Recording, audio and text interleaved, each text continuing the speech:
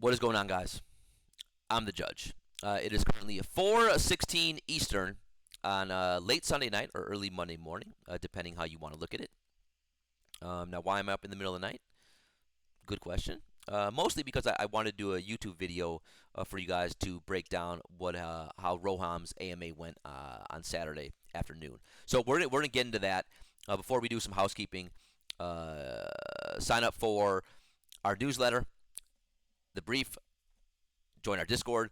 We're live on Twitch every night, 6 p.m. Eastern, doing DFS. Hopefully, win you lots of money from 6 to 7 Eastern, and then 7 to 7 Eastern onwards. We go right into TopShot. All the links you need right down below. Hopefully, you can support us. Obviously, comment, like, subscribe to this video. Your support really does mean a lot.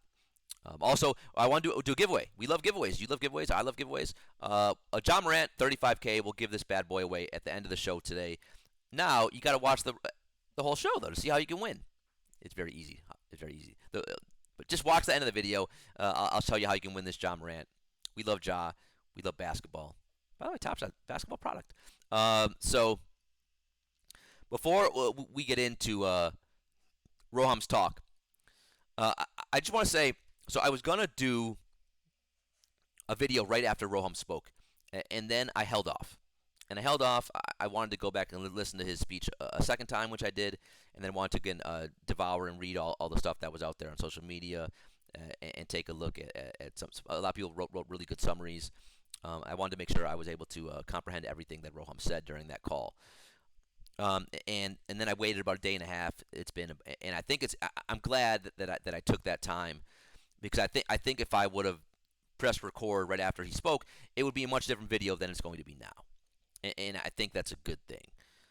So this past couple of days, I spent a good amount of time in the non-TopShot space, the non-TopShot NFT space, and I still think, and you can let me know if you disagree, I still think we have a massive overlap between people who are in the NFT space, flipping NFTs and trying to make money over there, and then on TopShot, and I think we're never going to get to where we truly need to get to until we kind of get a little more away from the rest of the NFT user base, or at least get away from that mindset, because TopShot is a much different product. And when Roham spoke, he mentioned that they want to bring on high-quality users. And I thought about that a lot this week. What's a high-quality user to Roham? What is it to Jacob? I mean, to me, it would be someone who loves basketball, first and foremost, loves the product, and wants to collect. And I think that's a great start. I think if we focus on going after high-quality users, that would be tremendous. I think then now we're talking. Because so I have not been liquid, so I haven't really been looking to mint or buy other NFTs. And trust me, we'll come back to TopShot and Roham, I promise. But this weekend, I had a little ETH, so I was looking to mint a little bit, looking at some projects, and look, the rest of the NFT space, it's still wild. It's the wild, wild west. I mean, the Wolf game, it goes, what was the mint on that one? 0.03, and then it shot up to what, 3, 4 ETH? I had something called an Ether Monkey. It was hidden in my OpenSeas collection. Then they said they're going to make a virtual casino or something, which they'll probably never do. And that shot up to 0.2. We flipped it. We laughed, and then we moved on to the next thing. And then, someone wanted to mint something, and I was like, well, is the team doxxed? And they were like, well, yeah. I found a picture of this woman from 2015 at a Halloween party, and she's real. She's real. I'm aping in. And I think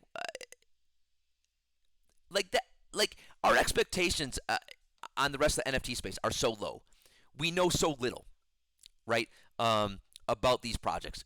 We don't know the team. We don't know the vision. We don't know the community. We know, and again, there's obviously exceptions. There's a lot of great NFTs that we do know all those things about. But a lot, especially if you're looking to get into on a project, you know nothing about. You know nothing, and you can get rich or make a ton of money off of those projects, right? I mean, you can go. I mean, again, some of those this weekend they went from 0 to literally 1, 2, 3, 4 ETH like that within 24 hours. And again, your mindset is just different. I mean, like one influencer has the ability to it just one tweet and then boom, a project just skyrockets, and you know nothing about it. You don't know the team. You don't know the vision. You don't even know what it is, what it does. I mean, I love Zeneca, right? But Zeneca, he sent a tweet out. He's like, yeah, I have a wolf. I have sheep. I have land. I have wool, and I know what none of it is, right? And that's like a lot of what the NFT space is. Um, and if that's your mentality, if you're looking to get into all the ape into these projects and then flip it and you make all this money, or maybe you lose all this money, but you're getting this constant action, right? Now look, I admit it, it can be exciting, right? It can be really, especially if you hit and you get in and you get in, you can pump and then you flip and you make some good money. Like, by the way, life changing money, maybe. I get why people love it and crave it. But if that's your mindset, and then you go over to TopShot, where you can't get rich overnight. You could, the early adopters did early, but not anymore, right? You can't, like, you talk about doxed. We're doxed. We know the team. We know Roham. We know Jacob. We know these guys. We trust them. Like, we know the product. We know John Morant is great. We know Giannis is amazing. We know these players, right? Like, so it's a much different mindset than the rest of the NFT space. And I think if you have a mindset of looking of that constant craving action, flipping and making that money and moving on to the next thing, and then you come to Top Shot, well, you can understand why someone would maybe not be as excited, maybe feel a little entitled to needing more and needing things all the time on the Top Shot site. And look, I think I'm guilty of it too, right? I think all of us feel a little bit entitled because that's just the way the NFT space has kind of it's created kind of creatures in all of us. Not the creature NFT, which is great, but it's made all of us a little insane, a little crazy. And I think it's important that we sit back and we kind of understand that the Top Shot experience, it's a much different one in my opinion, a much better one than the rest of the NFT space. And I also think it's important that we focus on who the users are in Top Shot, and we should focus not on people who need to flip, not on people who need that constant craving to mint and then make a fortune, dump it, move on to the next thing. People who want to collect, and people who love the product, know the product, love basketball. And I think if we, with the current user base that we have, we're just never going to be able to get to where we need to get to. Like, so when I hear Roham talk about wanting high quality users, I pray that's what he means. I pray that he means basketball fans, people who want to collect the product. I pray that he means a mindset that's different than the one that we see in the rest of the NFT space. Because I strongly still believe that is still the majority of who we have on Top Shot. And until that changes, Roham can do AMAs every day of the rest of his life. It's not going to matter. It's not going to matter. First and foremost, basketball product. We need basketball fans. And until we reach that day, we still got work to do. So with that said, let's move on now to what Roham did say during the call on Saturday. And let me just say, I thought it was good. I thought it was a good call. Did I think it was great? Exceptional? No. Did I think it was groundbreaking? No. I didn't, but also it didn't have to be. I just think we're not demanding, the secrets to the NASA or nuclear codes or anything top secret. We just want a little bit of information. We want to know a little bit of what's going on Top Shot. So I thought that Roham, he delivered that. Again, would I've liked him to go into some more details regarding some of the things? Sure. Some of the topics he addressed? Sure. But I thought they hit on the majority of the topics that we wanted covered. And I thought he did a pretty good job of laying out a vision that we can feel good about and feel excited about. And to me, I think this was a good start. I think it's important to keep the communication open, as Roham said that he wants to do it, that they need to do a better job of communicating with us, and I think this was a good start if they can keep doing these things and communicating with us and just keeping us in the loop, right, and using the community as an asset, which we are. I think then we'll be in pretty good shape. So, um, a couple things from the call. At least one of the things that I thought was the most. This may be the most important thing for me that Roham said is that he said, "Top Shot is my top priority." And I know we've talked about this a lot on the shows before. How much is Roham really involved in Top Shot? We know they're everywhere, right? They're Flover's, La Liga, UFC, NFL. They're doing all kinds of stuff. So I think we've all kind of seen that they seem to be a little bit shorthanded, right? And all of us have wondered, well, how much is Roham really involved with Top Shot? But the fact that he said Top Shot is his top priority, that made me feel really good. Uh, it was good to hear. And the fact that Roham understands that Top Shot needs to be his top priority, that should make all of us feel great to know that he's not neglecting us. He didn't forget about us. We're still number one to Roham, and he's going to do his best to make sure this product succeeds. So I thought that was really important to hear. In terms of other things that again went on during the call, again, they mentioned the communication, right? So they are going to, Roham's going to make himself more available, which is great. Because, now I would have liked them to say office hours are coming back and some other things, tangible things that are going to happen in terms of communication. They didn't really talk about, but Roham said he's going to become more available. And what does that truly mean? I don't know, but I would expect more AMAs like the one he did to happen. Is it going to be monthly, a bi-monthly thing? I don't know. But the fact that, again, he'll be more available, the team itself will be more available to us and communicating with us, I think that's going to be, obviously, a good thing. They talked about quality assurance a little bit. Again, if you've been watching or just if you read their blogs, you see there's all kinds of little mistakes. Mikal Bridges becomes Miles Bridges, things of that nature can get pretty frustrating. And so they hired, I think, a couple like editors to help with the blogs. Again, not life-changing things, but at least they're aware, right? They're aware that the community is noticing these mistakes, and optics matter. So I think it's, hiring a couple of extra editors, great. Also, they should make the blogs readable, because right now, Jesus Christ, they're hard to read. I mean, make them so a layman can understand them would be nice as well. Obviously, an important topic that we hit on was the Rakeback. Breaking news and great news. The Rakeback's happening. It's happening. Roham said the Rakeback's coming in the next couple months. So it's happening, and it's going to happen. There's going to be a tiered marketplace. It's going to be based on a tiered marketplace spend. That makes sense? I think so. Well, basically, it's going to be based on how much you spend on the marketplace. Now, the good news here, the Rakeback's coming. Next couple months.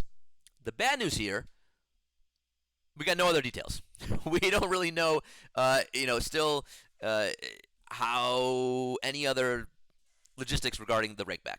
Also, he kind of just punted it a little bit further down the road. So, would I have loved if he said it's going to be by this date or gave us something more concrete? Yes, but the big takeaway here is the Rakeback. They didn't forget about it. It's coming. It will happen in the next couple months. So I think all we can do as a community is we hold them to what they're saying, right? So again, we've been loud and vocal about not giving us the Rakeback, rightfully so, and we will be again if a couple months go by and we don't have the Rakeback. And I believe it will happen. I trust Roham, and let's all feel good about that. It's going to happen. And again, when it happens, it's going to be a great thing for the market. So I'm excited that the Rakeback is going to happen. They talked a lot about team sets, that there will be more benefits to team sets and team collectors. The team collections should correspond directly to benefits to being a team's fan, right? And they talked a lot about calendars during this call and having putting together a reward schedule that will evolve over time. And I thought with the team sets, what was interesting, well, one for team sets, they're going to have like profile badges. So if you completed a team set, like you're gonna have a profile badge that says you completed the Cool Cats set, you completed the Hustle and Show set, you completed the Seeing Star set. By the way, look over here. I may have went and completed the Hustle and Show set tonight. Look at that. I did. I did. Love the Hustle and Show. So you're gonna have badges for completing sets, and I think little things like that are really cool. In terms of other things with the team sets, though, they talked about one thing that I thought was interesting that Roham said. He said teams want to know that information, and by that information, teams want to know who's collecting their players. Teams want to know who's like I guess the Bucks organization wants to know who has the most Giannis's, who's collected the most Milwaukee Bucks, right? Who has the most Drew Holidays? And I thought that was interesting that he said that. I mean, one, do teams really care? If they do, that's pretty cool. Like that's pretty cool. The Miami Heat want to know did you collect the Miami Heat team set? Because they're interested, and I think that's kind of exciting that he mentioned that. And he mentioned about having like tiered different rewards based on your level of collecting, right? So, for instance, this would just make logical sense. And again, he talked about like a tier 3 or an entry level tier where you would just basically get discounts, right? If you and I envision this, and again, this is where again they didn't go into details, which would have been nice, but so like I have the Pelicans full team set, right? Actually, I need to buy one more S3 moment, but I have the S1 completed, S2 completed, all the players completed. So for that one, like they talked about having like the top tier would be you're eligible for courtside seats. Well, I would imagine if you complete all every set like this, now we're talking. You're gonna have a shot at some amazing utility at courtside seats at some of the best experiences. Again, experiences money couldn't even buy, or maybe they could, but it'd be out of our price range. Whereas if you complete the S2 team set like I did for the Hawks, maybe then maybe you just get an entry level benefit. Like I get discounts discounts on tickets or something of that nature. So again, he talked about having these tiered levels, tiered rewards based on your level of collecting, and also having leaderboards, so you can see who's the biggest Bucks collector in the world on the TopShot platform, who's the biggest Bulls collector, and having leaderboards so you can all see that, and you can kind of compete against each other on the platform. So I thought all that was good. I mean, all of that was kind of what we somewhat expected these things to happen when it comes to team set utility. So to hear Roham mention that, I thought was good. I think other people that were listening to that call seemed to really gravitate towards that part and seem to be really excited about the team sets and the utility and the rewards coming from that. And he also mentioned that this should be coming the team sets and this kind of utility soon. He mentioned like benefits to higher collector scores and again leaderboards with that coming in the next 30 days. So again, a lot of stuff that he talked about on the call, I would envision happening relatively quickly. So we will see. Another thing that he talked about on the call, and I think for a lot of us that were listening, it kind of rubbed us the wrong way. And I think this is why it's good that I waited to do this video, because he let off the call almost immediately by going into like rewarding those who collected legendary and rare sets. Raise your hand if you have a legendary or rare set. Get them up. Raise your hand if you have a legendary moment. Okay, I got one WNBA one, but that's it. So spending a lot of time talking about rewarding legendary and rare sets, I get it. Like those are what you should covet, but I mean, no one's going to be. How expensive is it to get a damn legendary set? So I don't know, but if you own legendary sets, you're going to be airdropped all kinds. They want airdrops to play a big role in S3. So if you own legendary and rare sets, you're going to be airdropped all kinds of great stuff. You're going to automatically get one of this infinite objects. You're going to get merchandise. But let me just say, my hope would be, and Jacob actually chimed in and said, well, also for base sets. So, Cool Cats, better be seeing stars, Hustle and Show. I would expect that you're going to be able to get merchandise if you own team sets. I think they'll realize, well, if we just focusing on legendary and rare sets, that will exclude 99.9% of the population. And again, not really be that great of a benefit to almost everyone. So again, I think ultimately my hope would be that merchandise will be available if you own a team set, right? Well, actually, you should get it. You'll just get it, and you'll be airdrop things if you own team sets as well. But they again on the call, it was unfortunate that they focused so much on owning a rare or legendary set. But in the future, I would expect, and again, Jacob said this a little bit, and this is me just kind of using my own intuition and educated guess, that owning other team sets will also get you airdrops, will also get you merchandise, and you also will be rewarded for it because they do want to reward collectors. So I'm curious to see how the airdrops will play out in S3, and I truly do hope that they benefit a hell of a lot more than just the legendary and the rare set owners. In terms of challenges, they talked again. The flash challenges were great last week. They were, and they will continue, which is fantastic. And Roham said he wants to really have 3 or 4 total challenges every week, including a couple flash challenges. So I would expect, like they did last week, every Wednesday and Friday, which are 2 massive NBA slates, that will have flash challenges where, whatever, if it's the top getters on the slate, the top rebound, or you can't do rebounds, the top steals on the slate, whatever happens on the court translates over to the marketplace. They did say they want more of what's happening on the court to translate more to TopShot, which is great. So again, I'm with you. They also said eventually there should be challenges daily, and he said there should be personalized challenges. Now, what does personalized challenges mean?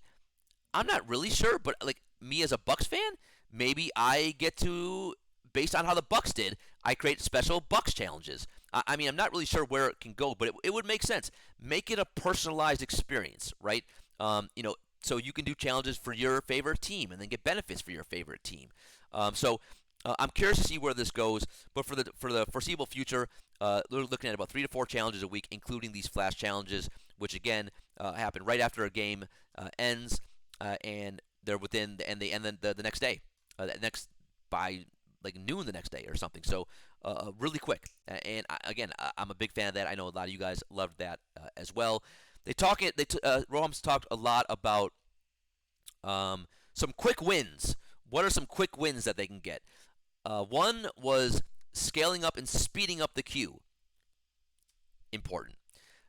None of us want to spend 4, 5, 6 hours standing, sitting, smelling in these queues, waiting for packs. So the fact that allegedly they'll be speeding up is great, because I know all of us have been waiting for that. And that doesn't seem to be getting a lot better in the last months. 3, 4, 5 months? It doesn't seem to be getting worse in many ways. So speeding up the queue would be great. They're going to finally let us organize our moments here. Again, I don't want to, when I log in, I don't want to see, well, I don't mind seeing John Morant, but if I just got packs, I don't want to see whatever the 60cc packs are. I want to be able to log in and see what I want. I want to see my Paul George run it back. I want to see my Zion debut, right? So allegedly we'll be able to rearrange how our moments look. And again, simple things like that I think are important. They talked about that the collector score is too much to deal with, so they're going to try to visualize it and make that look better on the site. I'm not sure even what the hell that means. But also they want to have a calendar. A lot of talk about this magical calendar. I mean, we got to get a calendar emote for the show. I'm not sure what's going to be on this calendar. I guess it would be challenges, pack drops, things of that nature. I'm not sure what else they want to have on this magical calendar. But look, I think it is important. A calendar just goes to having a roadmap, having things that you know what's coming, so you can plan accordingly, right? If you know a rare drop is coming, you have to get that collector score up before that rare drop. So I think it does make sense to have a calendar, and they're very giddy about this calendar, though. So I mean, it's not like a. By the way, are calendars still a thing? Remember back in the day when you would go in your garage, your dad would have like a poster of like a dirty girls, whatever it was, hiding from your mom, and uh, people had posters or calendars back in the day. Well, posters too. Um, but I don't know if calendars are still a thing. But anyway, we're gonna see this magical calendar on Top Shot. Other things, an app. An app would be nice, right? Everyone else in the world, no one even uses websites. Everyone uses apps. So in 2022, we'll be getting a Top Shot app. Um, he did say, which I think is true, that it's important for discovery, and it's the single biggest growth lever. That's a quote. So you have to have an app. So he was vague about the timeline, but 2022 it's coming, and also like, how great would it be? Like, a lot of times when news breaks, you get a little push notification. Like, I know for Dr. Seuss, I get a little, whenever there's a pack, a little push notification comes up on my phone. So it would be cool for Top Shot. I get a little push notification, a little new challenge. Okay, boom. Instead of having to be glued in all my monitors at all times to know, with the second a showcase challenge pops up. So an app coming 2022. One thing that was interesting is that regarding the NFL, NFL. Now he mentioned that it's there's a new code base, so there's new codes. We got a bonfire to break that down for us regarding the NFL, whatever they're going to call it, the Top Shot of the NFL. So whatever this coding, it allows them to trade packs like immediately. So the NFL is going to be NFL Top Shot is going to be able to trade packs before weekend on our beloved site. So one, that's kind of frustrating, but I guess that's good if you want to buy NFL moments. You'll be able to log onto the site and trade packs like almost immediately. Top Shot, he said that's coming, but still not here yet. So I thought that was interesting. A little frustrating as someone who, again, loves Top Shot, NBA one, and NFL I'll dabble in, but I would love to get the packs available for us. Finally, the Eastern Conference and Western Conference Finals moments will be burned, my friends. This week, it will be done. Now, look, come on, you know it. You have me to thank for this. I went on like a 30-minute rant with my boy Steve Veerman, last week, saying that this is ridiculous. I mean, just burn them already, right? You've been saying this for years. And Steve said when he joined the platform, like in March of 2020 or whatever it was, that they said they're going to burn these moments. So the fact that they still hadn't was insane. So they're finally going to burn them this week. Hallelujah. To celebrate that, I went and bought a Jokic Western Conference Final moment. Now, again, how will the serials work? I got a lot of DMs. I do not know. I was originally told the serials will not change. And I think it'd be cool to have like a 6.5, 6.46 serial out of, when they lower the mint by half, out of like 499 or 500, whatever the mint ends up being. Like that will be unique. Like, what other set will have that? Where you have a higher mint count than you do the actual mint. I mean, I guess a burning feature could make that a little bit more common in the future. But we'll see how the serials work. But again, the key takeaway here is those moments will finally be burned. Other things, what else? I talked about the user base. I thought this was important, that he said their goal is to double the user base this year. And again, they want to focus on high quality users. We talked about that at the top of the show. So to me, that may be the most important thing out of the whole damn call. When he said Top Shot is my top priority, and again, high quality users. It may be as simple as that. And then kiosks. Kiosks. We all loved Summer League. We all loved the kiosks, right? We loved seeing them there. It's really cool. It was really cool to see, right? We loved everything about the Summer League experience, even if we weren't there. Just hearing about it, seeing us on the jumbotron, and we all expected that kiosks would be in NBA arenas this year, where you could go to a game, and then after the game or during the game, you go up to the kiosk and you get a moment. So they said earlier before Roham's talk that they're going to try to do that like at one arena per game this year. And we were all kind of like, well, what? Why wouldn't you do that every game? So on the call, he didn't say it, but he seemed to imply that it's expensive to do, really expensive. But he did say it's time.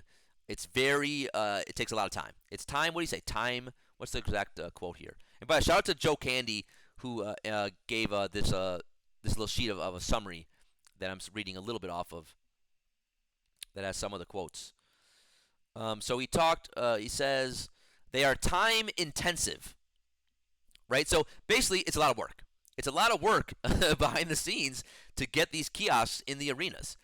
So I do not. It did not sound like in any way that it's going to be happening anytime soon.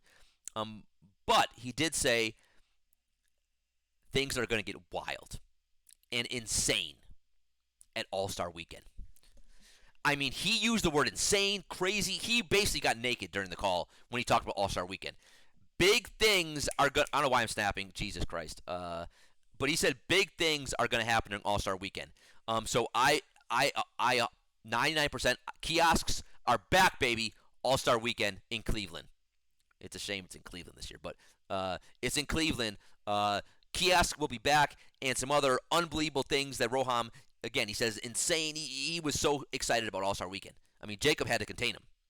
So, kiosks, we don't know, probably not, but All-Star Weekend, yes, they'll happen.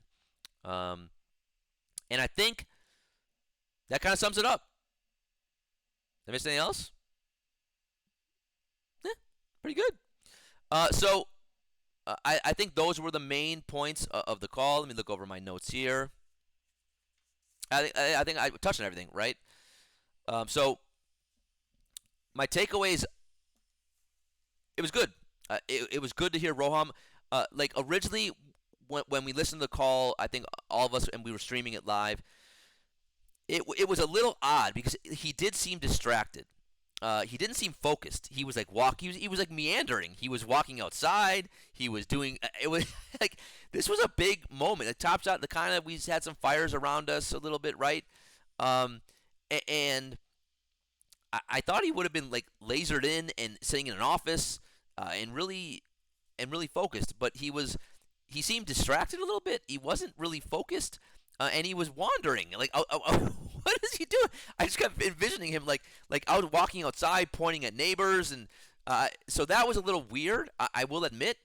But after stepping away from that, listening to the call a second and third time, reading over the transcripts, and really just listening to what he said, I think it was a good call. I think he touched on a lot of things that we care about. I think he showed us that the future is bright for TopShot. He showed us that they're doxed. That this is a product. It's again. He showed us kind of and reminded us a little bit of why we should love it, right? And again, some of the utility that can come, some of the rewards that you can get, some of the experiences that can come just from being a TopShot collector, just from owning and buying and collecting the moments that we love. And I think it was good to hear Roham speak. It was good that he told us, reminded us that TopShot is his top priority.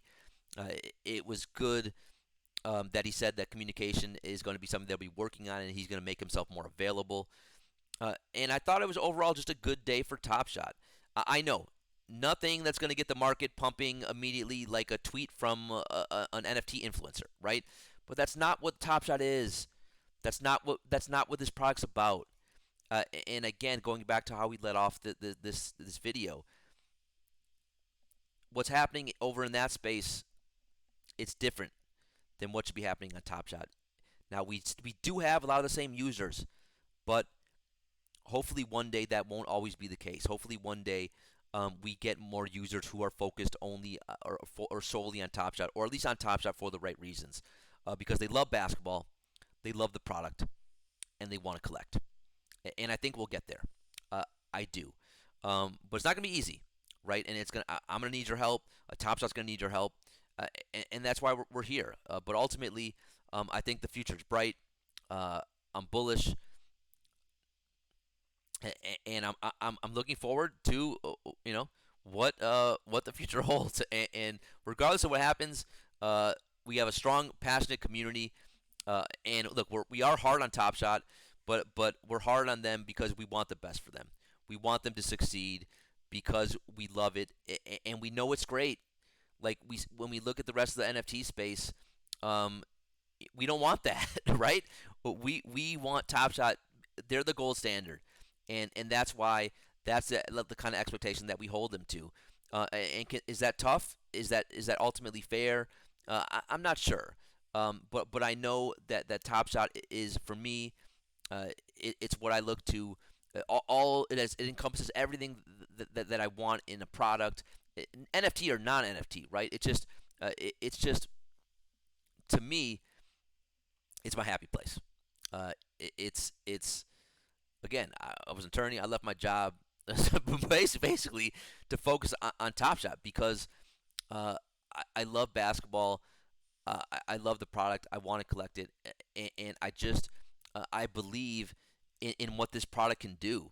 I believe in the places that this can take us, um, and I'm just excited to be a part of the Top Shot community. I'm excited to get to hang out with you guys daily, and go on this journey together, and to hopefully uh, help Top Shot along the way, right? Like we're not here to just criticize, and we're not here just to get angry at them. We're here to help them. That's what we want to do. We want to help them succeed in any way that we can. At the end of the day, that's really all I want to do, and I want to help you guys. You know, learn more about the product, and become better collectors, whatever better means. Um, and I hope that in the coming days we get less and less about critiquing Top Shot and more about talking about basketball and talking about some of the cool challenges, right? Like what's the you see that flash showcase yesterday? Well, let's complete it. Let's do it live on air. What's the next showcase of flash challenge going to be? Like I hope we get back to more talking hoops and talking players and talking moments, right? And I think we will. And I think Saturday it was a good first step. So with that, the John Morant. Okay, to win this John Morant, all you got to do, comment, just make a comment with your Top Shot name. That's it. That's it. And then I'm gonna pick someone randomly. You win the John Morant. Just comment with your Top Shot name. Other than that, thanks for tuning in for the bailiff and the judge. I'm exhausted. Court is adjourned.